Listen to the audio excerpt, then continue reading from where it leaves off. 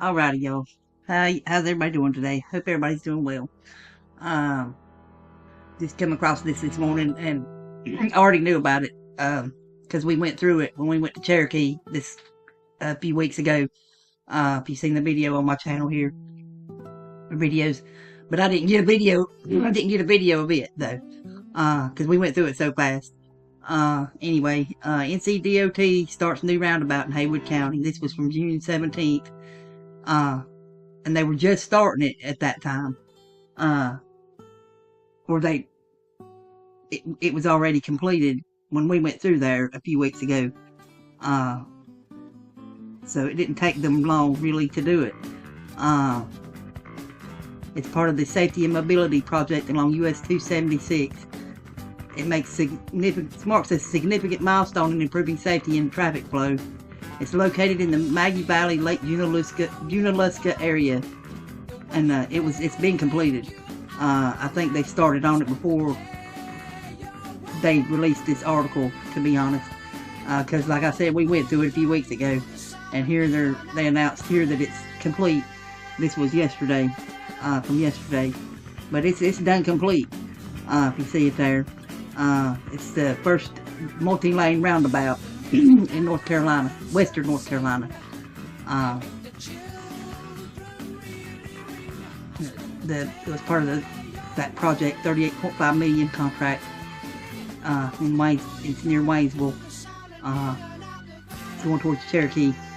Anyway, and just thought that was a little kind of neat there. We went through, like I said, we went through that last week, a few weeks ago. I'll play a little bit of that. Can't hear the sound.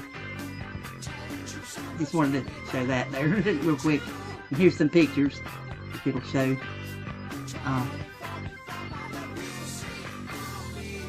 There's the video.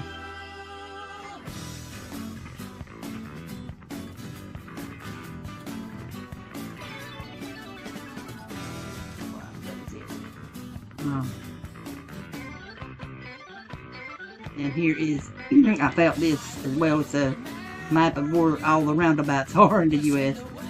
or in the world. Actually, it shows you global roundabout. I think it'll work right. Was working right. There it goes. Anyway.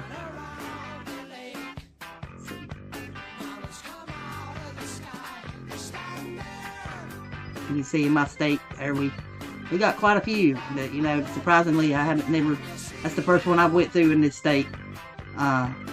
It's over in this area here. I live over in this area where there's none, so but yeah, that's the first one I went through around here. When we went to Oregon a few years ago, we did go through one there. It's the only one that was there in that area anyways, but they are everywhere here now, so I thought that was pretty neat, interesting there. And then here we have Trump's Triumphal Arch construction can be completed in 2 to 3 years once approved. Like we need this, but he needs it, I guess. It's gonna be 250 foot tall, and it's gonna block the view of Arlington Cemetery, and the Lincoln Memorial there. There's several groups that are suing to stop it. A veterans group. Where is it? There. This here. I'll leave the link for this. It's where it was filed. Anyways. And there was someone else. They're going to have lions in it, and this guy said, remove the lions because they're not even on this continent. Why is there even going to be lions on it? Well, we know why there's going to be lions on it. It's a symbology thing. An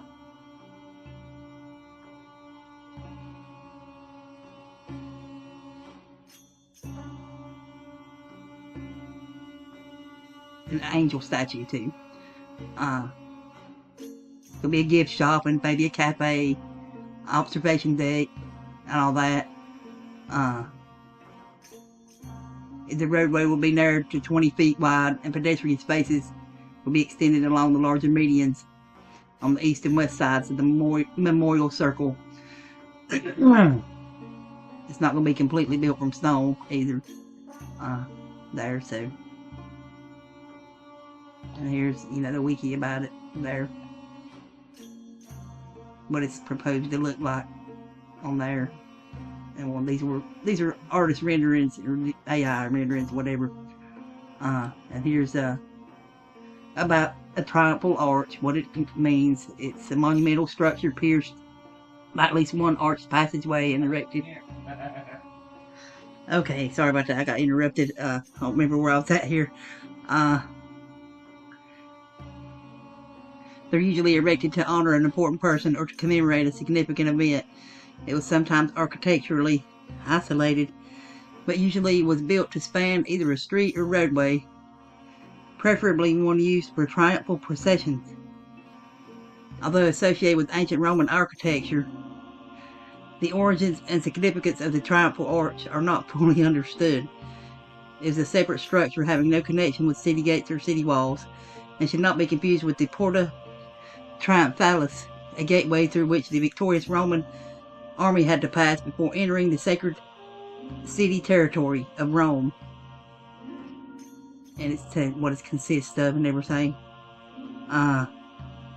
In early arches, the Attic statuary usually represented the victor in his triumphal chariot. In later ones, only the emperor was depicted.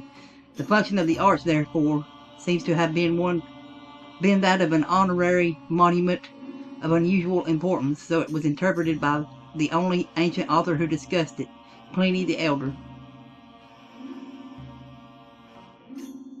Few triumphal arches are known from the time of the Republic.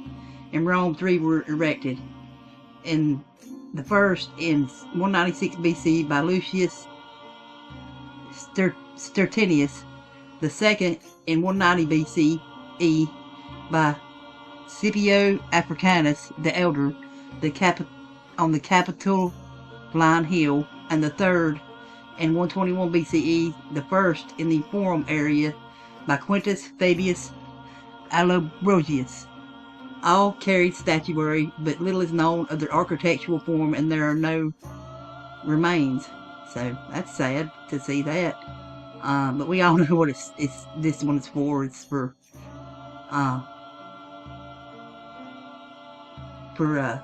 Trump, just saying it's for the 250th anniversary, but no, it's not. He wants to leave his mark.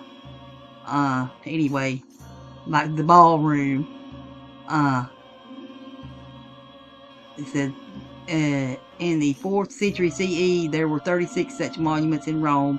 The imperial style structure was sometimes expanded to 3 arches, with the central arch reaching greater height than the 2 side arches.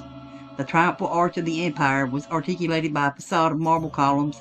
Ornamental cornices were added to the piers and attics, and the archways and sides were adorned with relief sculpture depicting the emperor's victories and achievements. The 3 that survived are the Arch of Titus, Arch of Septimus Severus, and the Arch of Constantine. And you can look them up. It says the arches of there's the Arch of Marcus Aurelius at Tripoli, and that of Septimus Severus at Leptis Magna in Libya.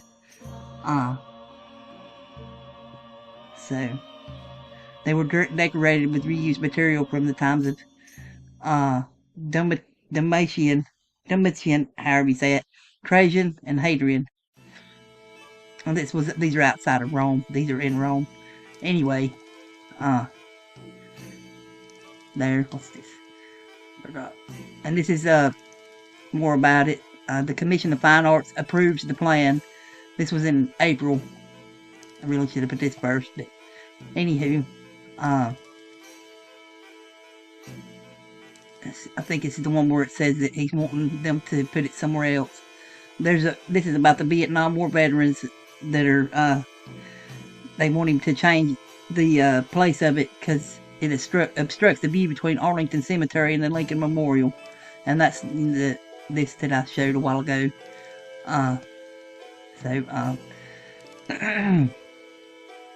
And Thomas Lupke, the commission's secretary, said that nearly 1,000 public comments have been submitted over the past few weeks, and 100% of the comments were against the project, with one offering a completely different design for the monument. See, people's against this. We don't need this. The visual connection between Arlington National Cemetery and the Lincoln Memorial is not just a simple view. It symbolizes the sacrifices our nation has made in pursuit of its highest ideals. The DC Preservation League has also joined several architectural and cultural groups in suing the Trump administration over its Kennedy Center renovations. I can't look at that article. I tried. It's Washington Post. That's the one where I couldn't read it, so I don't really know what it said.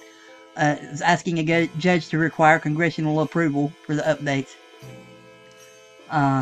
They say it's gaudy, oversized, and incompatible with the landscape.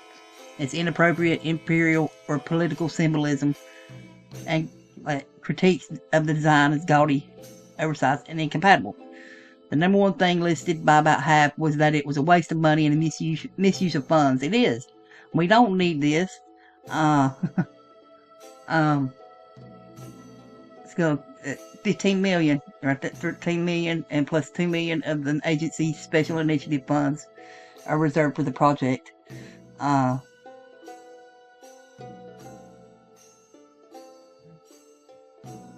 Current proposal features a gilded 60-foot winged woman wearing a crown and holding a torch at the pinnacle, like the one on the White House. I think it's on the White House, or is it on the Capitol? I can't remember. It's on the White House, I believe. In renderings, 2 eagles flank the Lady Liberty-like figure at the top of the arch, and 4 seated lions, one on each corner, are positioned on pedestals at the base in reclining stances. It's going to say one nation under God on one side and liberty and justice for all. This is a joke.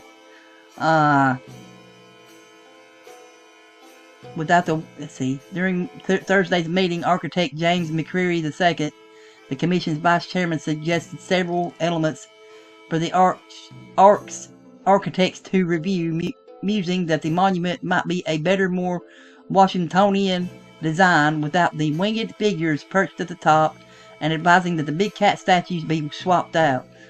I'd say work on the lines and find replacements for them. They're not of this continent, like I'd said before, yeah.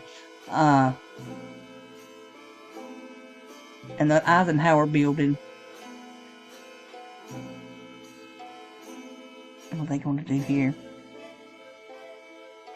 They're going to be painting the building.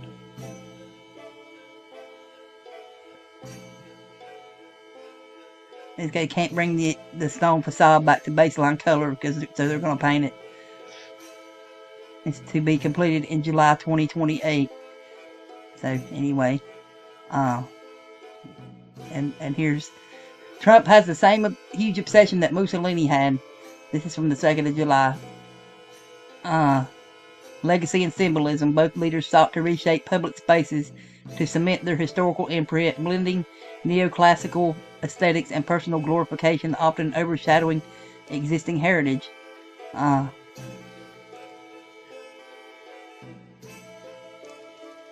Yeah, anyway, I'll leave the links for all these articles, but, yeah, we don't need that. Anyway, y'all have a great rest of your day, and make sure you join us for Starfish Troopers tonight, or this evening. It's 3 p.m.